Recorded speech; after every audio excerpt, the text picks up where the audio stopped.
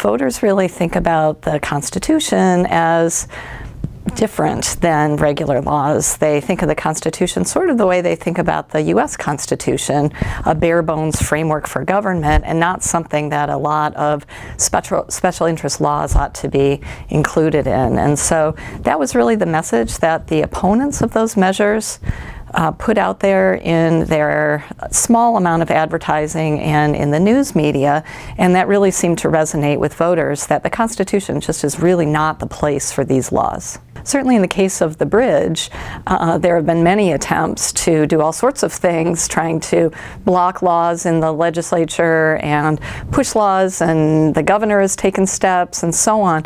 So there's really not an easy solution, but it's pretty clear that end running the legislative process and trying to go directly to the voters was not a successful strategy this time around.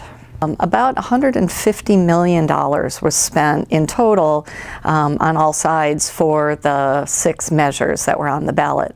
Now, the measure for which the most was spent by a single side was Proposal 6, which was the bridge proposal, in which the proponents spent over $33 million to try to pass the measure. Of course, it failed. The emergency manager law was actually a referendum on a measure that the legislature passed several years ago, giving the governor's office and his team powers to replace the elected government in a city to help solve their budget crisis, to help balance their budget and reduce some of their costs. The opponents really framed this as sort of a power grab by the governor and folks in the governor's office to sort of take over city government.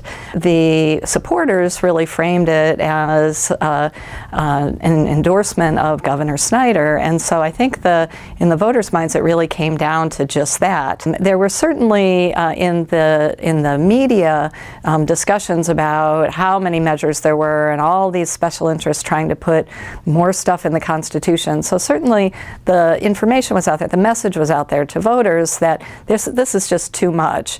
And given that none of the constitutional amendments passed, it appears that maybe there were.